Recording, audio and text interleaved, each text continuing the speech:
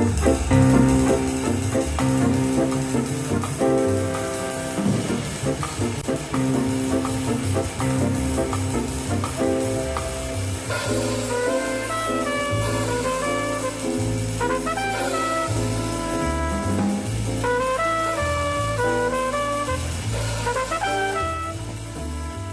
petit problème technique. Oui, si je peux avoir, parce que là... Voilà. Il marche? Bon, alors il marche. Ouf! Bonjour, madame, monsieur. Me présenter n'a pas beaucoup d'importance parce que je ne suis qu'un maillon d'un nom, Zénith, qui aura 150 ans l'année prochaine et qui aura bientôt 300 ans dans 150 ans. La communication du luxe, c'est une communication de l'homme, et donc nous avons l'habitude depuis 1865 de faire du 2.0. Seuls les moyens ont changé. Mais en fait, l'horlogerie, la renaissance d'une marque, si on peut parler de renaissance, ce n'est rien d'autre que de remettre une marque dans un certain positionnement envers un certain public. Les choses changent, les marques restent au niveau de leurs valeurs. Par contre, évidemment, elles doivent suivre le monde moderne. La marque, c'est comme un individu. Il y a des hauts, il y a des bas.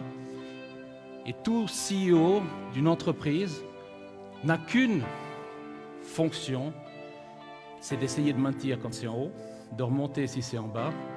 Et nous ne sommes qu'un maillon de cette chaîne.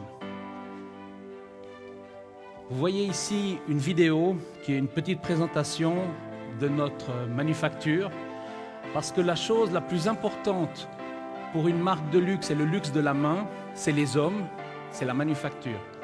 La marque, c'est une entreprise, et une entreprise, c'est un lieu.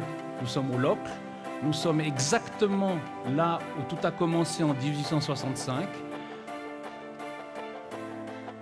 Et donc, c'est extrêmement important pour nous d'avoir les pieds bien fixés sur une localité qui est le Locle, qui a été et qui reste une des capitales horlogères.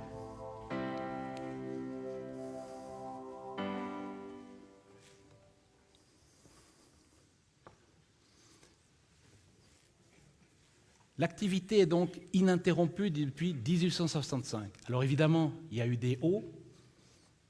Les années début du XXe siècle, 1911, 1912, un tiers de la population travaillait pour Zénith au Locle.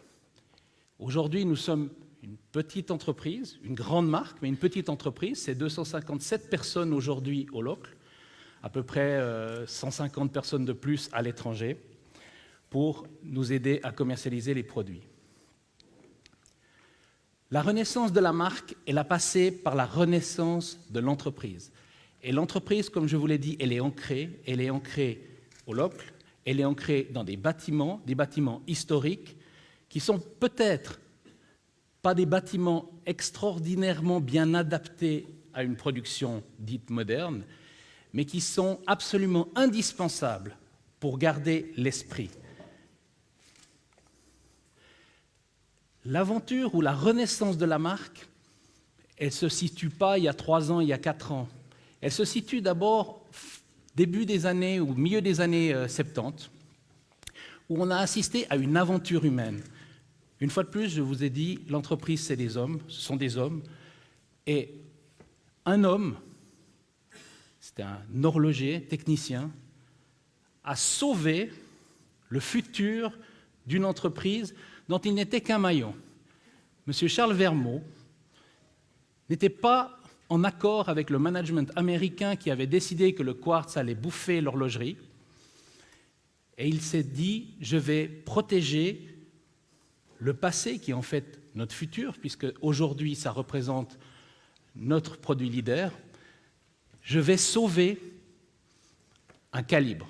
Et ce monsieur, pendant ces heures creuses, avec quelqu'un de sa famille, a déplacé des outils dans un grenier, puisque nous avons à peu près 15 000 m² au Locle, et il y avait beaucoup de bâtiments inoccupés à cette époque, et il a réussi à déplacer, et je ne vous parle pas de 3 outils, 4 outils, je vous parle de plus de 2,5 tonnes de fonte, et il les a cachés dans un grenier pour protéger le savoir-faire de l'entreprise. Un savoir-faire exceptionnel, puisque Zenith est la marque qui a remporté le plus de premiers prix de chronométrie de toutes les marques.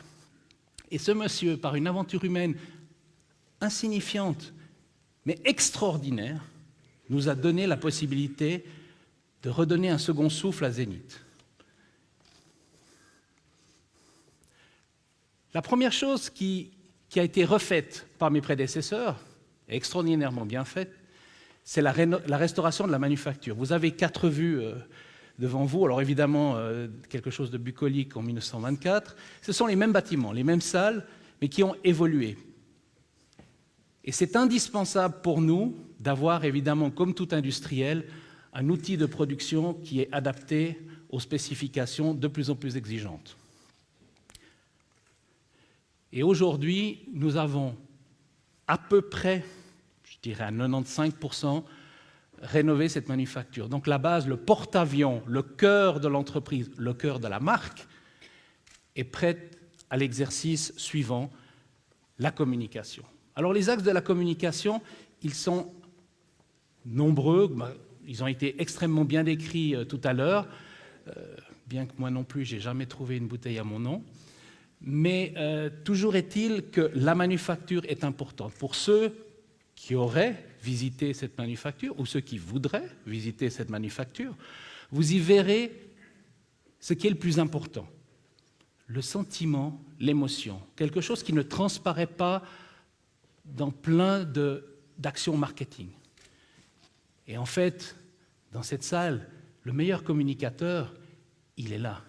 Pourquoi? Parce qu'on a un rire, un dessin, il va communiquer quelque chose. Il va vous faire rire, mais pas que. Et ça, c'est très important.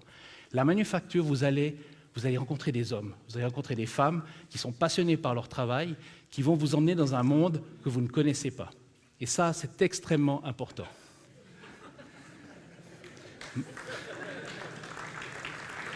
Je vous l'avais bien dit. Après, le deuxième axe de communication dans le luxe et l'horlogerie, c'est évidemment le mouvement. Aujourd'hui, évidemment, on fait beaucoup de marketing et on va peut-être arriver à certaines images d'ambassadeurs. Mais le plus important, c'est la substance que vous avez dans votre produit. Parce que ça, dans notre métier, c'est essentiel. Cette vraie valeur du produit qui doit, non seulement en un regard, mais au fil des années, montrer toutes les valeurs de l'entreprise et toutes les valeurs de la marque. Alors pour ne pas faire trop de publicité, je vais essayer de prendre 2-3 exemples peut-être autres que nous. Vous savez qu'il y a un grand débat sur l'horlogerie, puisqu'il y a certaines personnes qui font leur mouvement, d'autres qui ne font pas leur mouvement, et puis chacun essaye de trouver une spécificité. Ce qui est important dans un marketing, en général, c'est de trouver son vrai positionnement, sa vérité. Il n'y a pas de vérité en marketing. Le marketing, il est militant et puis il est surtout subjectif. Vous ne pouvez pas aujourd'hui faire appel à l'objectivité seulement. L'objectivité, c'est là. Mais quand vous achetez avec le cœur et les tripes. Le problème, c'est qu'il faut que la communication entre ces 3 lieux puisse se faire et surtout soit d'accord pour que vous ayez quelqu'un de satisfait. Le produit est donc très important. Et puis, je dirais comme tous les autres, nous avons aussi des ambassadeurs. Nous avons évidemment certains groupes musicaux. Nous avons un groupe musical en particulier, les Stones, qui sont un groupe icône pour un mouvement pour nous icônes. Ce qui est important, ce sont les ambassadeurs. Ce ne sont pas nécessairement des ambassadeurs extrêmement connus. Ce sont surtout, à tous les niveaux, des ambassadeurs qui ont compris les valeurs de la marque, qui aiment le produit, qui peuvent en parler autour d'eux. Et l'ambassadeur d'une marque, et pour toute entreprise, qu'elle soit de 10 personnes, de 3 personnes, de 100 personnes, de 1000 personnes, c'est ce qu'on fait aujourd'hui sur les réseaux sociaux, c'est créer effectivement des communautés. Et la communauté, les ambassadeurs d'une marque ne sont pas nécessairement les gens qui sont sur des magazines pour faire vendre. Ce sont des gens qui aiment la marque, qui ont compris la marque et qui ont envie aussi de balancer plus loin un message qui leur est vraiment important. Et donc, oui, nous avons aussi des ambassadeurs connus, dont Baumgartner. Alors pourquoi quelqu'un comme Félix Baumgartner pour une manufacture qui a presque 150 ans et qui devrait parler que de tradition? Nous, on parle de classicisme parce que le classicisme peut être contemporain. Et Félix Baumgartner a eu un avantage pour nous, c'est qu'il a proposé d'une manière très claire, même violente, il a provoqué un électrochoc en disant, voilà, nous ne sommes pas une marque du passé, parce que le problème du luxe, il est simple. Nous revendiquons toujours non seulement des racines et une histoire, mais c'est sa projection dans le futur qui est intéressante. Et Félix Baumgartner, de ce point de vue-là, a été extrêmement intéressant pour une marque, puisque c'était exactement pas là où on attendait une marque comme Zénith. Je vous propose juste un petit film très peu publicitaire sur Félix Baumgartner. Capsule Commander calling to all the folks listening to this for Felix Baumgartner, that he'll come back safe to the earth.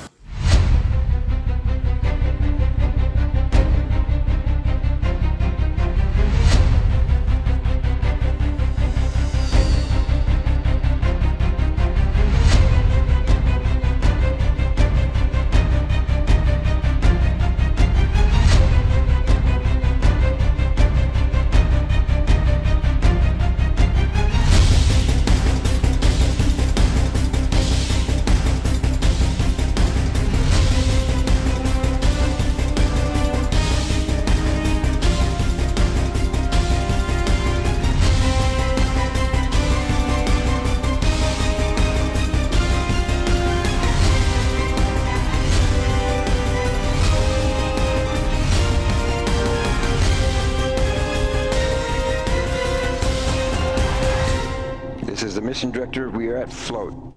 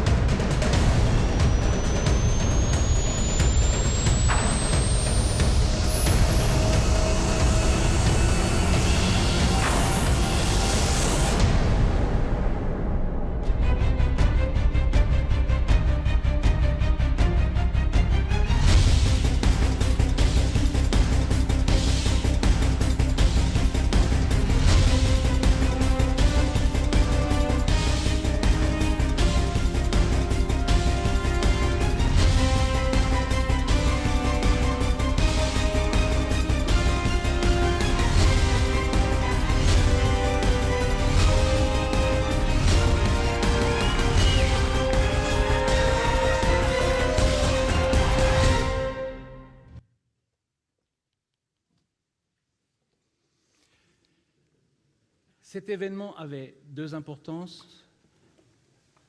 Évidemment, un exploit extraordinaire, une aventure humaine et un saut, littéralement, dans le futur.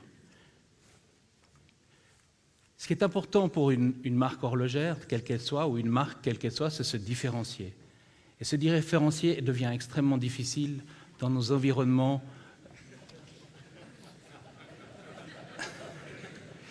C'est pour ça qu'on les a pris, 2 Stones pour le 150e. Et donc se différencier, parce que nous ne sommes pas du tout contre les personnes mûres,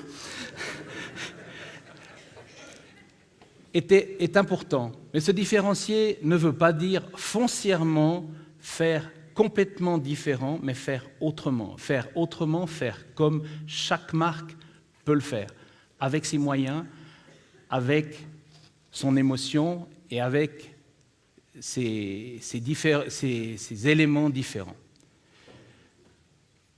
L'élaboration d'une stratégie de communication est importante, elle va évidemment varier. On a des révolutions aujourd'hui, effectivement, dans tout ce qui est publicitaire, dans tout ce qui est relations publiques. Mais ce qui est le plus important, et surtout pour une entreprise qui a des produits de longévité, on a des produits techniques, technologiques, mais on n'a pas des produits high-tech. Le produit high-tech, par essence, est à peu près obsolète à sa sortie, alors que le produit technique tel que l'on a avec ce ressenti émotionnel nous permet évidemment de travailler dans la durée. Ce qui est important, c'est de suivre la stratégie. Pourquoi? Parce que très souvent, on veut des résultats immédiats, et puis après, on se perd parce qu'on change éternellement ou constamment de stratégie. Il faut avoir un minimum de courage quand vous établissez une stratégie. Peut-être que les médias que vous utilisez, peut-être que les outils que vous utilisez ne sont peut-être pas les meilleurs, et ça, tout changement peut évidemment se faire, mais ce qui est important, c'est de tenir une stratégie. C'est pour ça que, quoi qu'il arrive à l'entreprise en termes de management, de changements géographiques, politico-sociaux, ce qui est important, c'est évidemment s'adapter, mais garder une stratégie claire et suivie, parce que le consommateur potentiel, il a besoin de savoir à qui il a affaire. Il n'aime pas, c'est une autre question, mais il doit savoir à qui il a affaire. Le service client, c'est, je pense, l'activité stratégique la plus importante. On oublie toujours, ou trop souvent, surtout quand on est loin des marchés, on a la chance d'être dans beaucoup de pays, et on oublie qu'une personne a payé un produit et attend évidemment des valeurs esthétiques, des valeurs culturelles, des valeurs techniques, mais attend aussi un service. Pas un service seulement après-vente, ce qu'on appelle le service après-vente. D'abord le service avant-vente, d'ailleurs on ait une expérience par rapport à la marque intéressante, un service pendant l'achat. Je ne sais pas comment vous êtes comme consommatrice ou consommateur, j'aime bien être bien traité. Bien traité ne veut pas dire que quelqu'un d'obséquieux soit vers vous, ça veut dire simplement qu'on vous donne les informations, on vous donne les renseignements, on vous traite de manière adéquate pour avoir une expérience agréable. D'autant plus dans des produits qui foncièrement n'ont pas ou peu ou plus d'utilité fonctionnelle. La montre, aujourd'hui de luxe, elle n'est pas là pour donner l'heure, c'est évident. Mais ça ne veut pas dire qu'on ne se bat pas pour une superbe précision. Mais on n'achète pas une montre aujourd'hui de luxe pour avoir l'heure. Alors là, vous ne me le ferez pas avaler. Pour d'autres raisons, bien évidemment, mais en tout cas pas pour donner l'heure. Les hommes et les femmes font la différence. Dans une entreprise, et d'autant plus important, on a parlé des réseaux sociaux, on a parlé de nouvelles technologies, c'est quoi? C'est personnaliser le débat de plus en plus, c'est mettre les gens en communication. Et les gens sont importants. Et chez nous, les gens importants, ce sont les gens qui font nos produits, qui élaborent nos produits. Le reste, nous ne faisons que de les mettre en avant, de mettre en avant leur réalisation et de faire passer le message. Le problème qu'on a souvent, c'est qu'on croit qu'on émet un message intéressant, alors que la réception n'est pas vraiment bonne. C'est le travail du marketing, c'est faire en sorte que la réception, que la radio soit sur la longueur d'onde adéquate. C'est rien d'autre. Pour conclure, il me reste 59 secondes, donc je serai dans les temps. Ce qui est très important, c'est qu'une marque, elle doit être pérenne, elle doit être claire dans l'esprit des gens, elle est éminemment importante de garder son identité. Vous pouvez faire évoluer une marque, vous ne pouvez pas changer fondamentalement une marque et ses valeurs. Parce que les gens, vous pouvez leur faire tous les discours, publicitaires ou pas, ils n'achèteront jamais un discours qui est absolument à l'inverse de leur émotion, de leur perception personnelle. Donc, une chose est claire pour n'importe quelle entreprise, il n'y a que le consommateur qui est important. Toute stratégie marketing n'est que tournée vers le consommateur. Je vous remercie. Merci.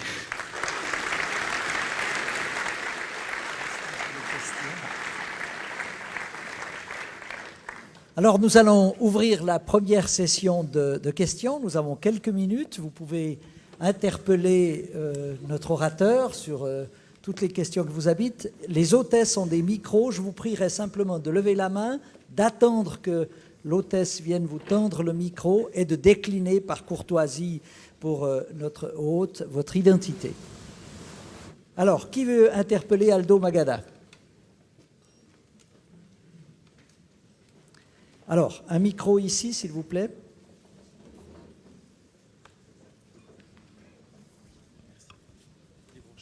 Il est branché. Bonjour, Romain Pitet, consultant chez FTC Communication.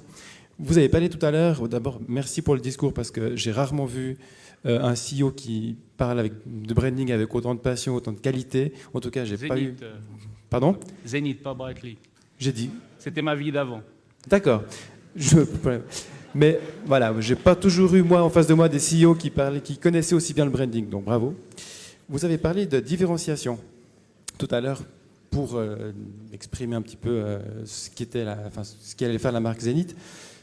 Il y a toujours un grand débat entre la différenciation qui dit on se différencie des concurrents ou valoriser ce qui nous rend unique. Et j'aurais bien voulu savoir comment vous, chez Zénith, quelle voie vous prenez. Alors la voie que l'on souhaite prendre, c'est une voie qui a été d'ailleurs déterminée il y a longtemps, donc ce n'est pas une nouveauté chez nous, c'est évidemment la manufacture. Alors la manufacture, vous allez me dire, mais tout le monde a une manufacture. Alors d'abord, ce n'est pas vrai. Il y a quelques marques, beaucoup de marques sont à Genève, marques prestigieuses que je nommerai pas, Patek, Vacheron, mais notre différenciation, elle n'est pas dans la qualité ou l'unicité au niveau de notre manufacture, elle est dans le fait que nos produits s'adressent à une clientèle différente. Si je n'ai pas mis de cravate aujourd'hui, parce que je n'en mets pas souvent, c'est aussi pour exprimer ce qu'on ressent personnellement très fort, c'est que Zénith doit être un luxe, mais un luxe relax. C'est très important aujourd'hui d'être dans un univers de luxe, mais un luxe convivial, par rapport à certaines autres marques qui sont peut-être un peu plus formelles. Ce qui fait qu'on s'adresse plus à des gens qui ne sont pas nécessairement dans l'establishment, mais qui sont des jeunes entrepreneurs. Alors évidemment, l'aspect jeunesse, moi je suis assez mal placé pour en parler, mais l'aspect jeunesse, il est plus fort en Asie. Tout ce que l'on fait comme positionnement de groupe cible ici, vous pouvez soustraire 5 à 10 ans sur la Chine, par exemple. Mais toujours est-il que le profil de la personne, c'est toujours la même. Une Zénith, ce n'est pas un produit que vous allez faire pour vous profiler. Aujourd'hui, le message, c'est un message justement de personnes qui seraient beaucoup plus indépendantes, qui n'ont pas besoin de se profiler par rapport à une tribu, à un groupe social, mais qui a envie, d'un produit avec une grosse substance. Parce qu'on est quelque part, on est une madeleine. On est une madeleine. Les gens, ils vont regarder leur montre. Une fois de plus, ce n'est pas pour avoir l'heure. On a parlé des réseaux, on a tous un smartphone, on sait qu'on ne peut pas avoir mieux en termes de précision que ce qu'il y a sur le smartphone, si ce n'est que c'est un temps froid, c'est un temps digital, il n'y a pas de passé, il n'y a pas de futur, il y a l'heure qu'il est, point barre. Alors que notre instrument, notre accessoire, par la façon analogique de donner le temps, permet non seulement d'avoir l'heure, mais de se projeter dans le futur. Là, je me dis que dans 6 minutes, grosso modo, je vais pouvoir être assis tranquillement. Ça, vous ne pouvez pas faire qu'à temps digital. Et je peux aussi dire, tiens, voilà, j'ai passé un bon moment ce matin à rencontrer mes collègues conférenciers, je le vois sur une montre. Donc on a un petit côté Madeleine, et puis c'est un petit côté rassurant, parce que ça va tellement vite aujourd'hui. On parle de millions de tweets, de centaines de millions de contacts. Ça n'a aucune signification pour moi. Je ne sais pas ce que c'est que 100 millions de personnes. Je n'arrive pas à imaginer 100 millions de personnes. Donc, effectivement, que c'est un objet qui aujourd'hui non seulement est rassurant, non seulement est intéressant au niveau personnel, et donc la différenciation de Zénith, c'est ça, c'est de trouver un discours qui permet de transmettre le fait que Zénith, oui, est une manufacture sérieuse, 150 ans, oui, c'est une possibilité d'avoir une montre classique, mais c'est aussi une possibilité d'avoir l'objet le plus personnel qui soit, parce qu'à part le sous-vêtement, il y a très peu de choses qui est sur votre peau toute la journée. Enfin, je pense, concernant le sous-vêtement. Voilà. Merci. Une autre question? Un micro ici, s'il vous plaît.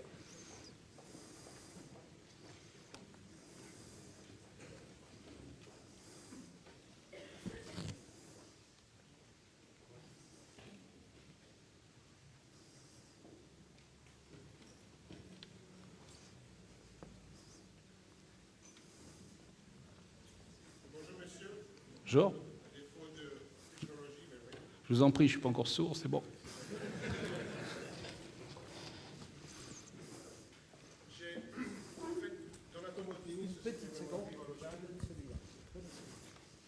Merci, monsieur. Donato Mottini, Société Mémoire Vive à Lausanne.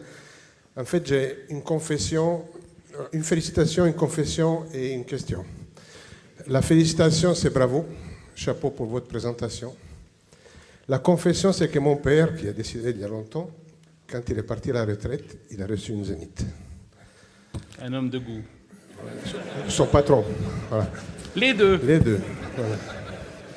Et la question, c'est très simple, c'est on a la même taille. Quel est votre fournisseur de veste? Parce que même si vous êtes cool, elle est très belle.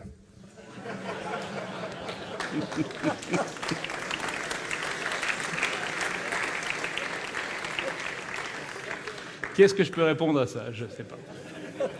Vous savez, ça c'est intéressant ce que vous dites, juste pour rebondir, parce que évidemment je ne vais pas répondre à votre question. Ce qui est intéressant, c'est effectivement l'horlogerie, comme le vêtement. Moi, vous avez vu comme bon, voilà, je suis comme je suis. Quand je passe devant une vitrine et que je vois sur un beau mannequin un super costume, je me dis tiens c'est beau, je rentre, ça me va comme si j'étais emballé comme un Negroni en vente chez Bell. Notre travail, il est aussi de faire que notre produit s'adapte à tous les poignets, parce qu'il y a un côté plaisir, mais pas le plaisir de le voir, vous allez la porter. Et donc, voilà, je dirais que le costume est comme il est. Une autre question? Alors, ici, alors au fond de la salle. Allez, on change au fond de la salle et ensuite ici. Bonjour monsieur et merci. Bonjour. Je suis Raphaël Atem, je suis designer montre. Aujourd'hui, Zénith a eu plusieurs positionnements montres. On l'a vu avec des montres plutôt féminines, avec quelque chose de plus sportif, vers de l'héritage. Aujourd'hui, comment vous pouvez vous définir votre positionnement produit pur et dans l'avenir, quelles tendances vous pouvez sentir émerger? Écoutez, c'est très simple et très compliqué. C'est très simple parce que qu'est-ce que le produit Zénith? Je vous l'ai dit, c'est un produit manufacture. Ça veut dire quoi? C'est un produit de chronométrie. Ça veut dire quoi? Ça veut dire que notre produit phare, ce sont des chronomètres et des chronographes. Le chronographe, qui est évidemment une fonction que personne n'utilise, mais qui est tellement beau esthétiquement. Alors en plus, quand on peut utiliser un chronographe Zénith, c'est bien parce que c'est le seul chronographe sur le marché, je profite d'une petite page de pub, vous m'excuserez, qui a un échappement à 5 Hz, ça veut dire qu'il va au dixième de seconde, ce qui est très important en chronométrie, mais c'est juste pour nous différencier de manière technique. Maintenant, quelles sont les directions de Zénith?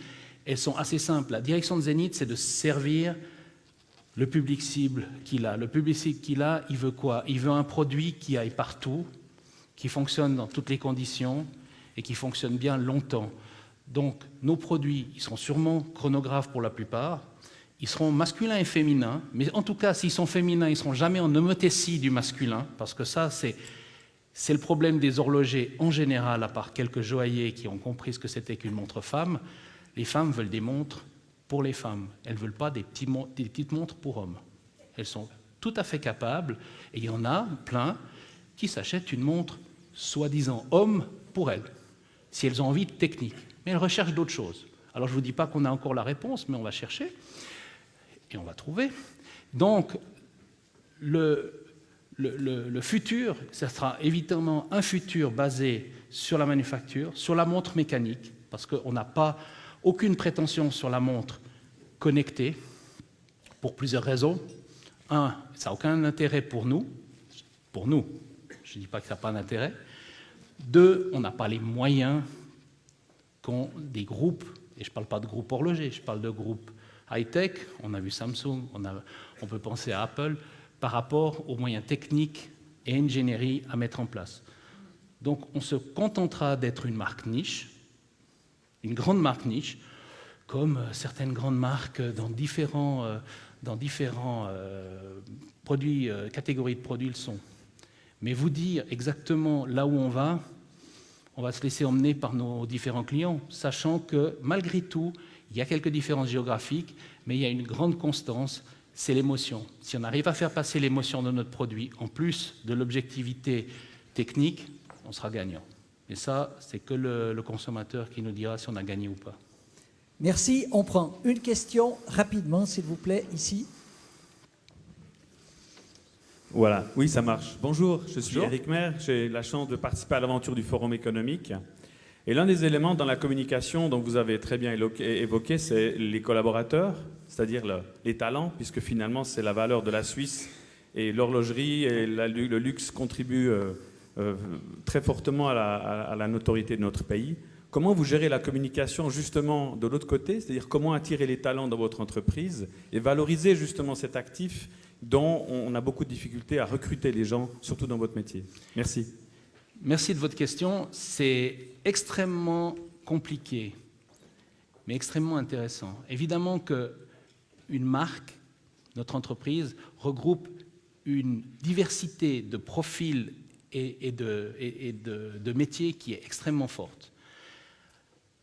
On doit en même temps aller très vite, et on pense au marketing, on pense aux ventes, on pense à l'aspect tertiaire, service, et là, on a évidemment des problèmes à les recruter, puisqu'on a la chance de faire partir du premier groupe de luxe LVMH, mais évidemment que quand vous êtes à Paris et qu'on vous propose le locle, il y a un petit frisson, pas par rapport au sapin, mais c'est un petit peu décentré.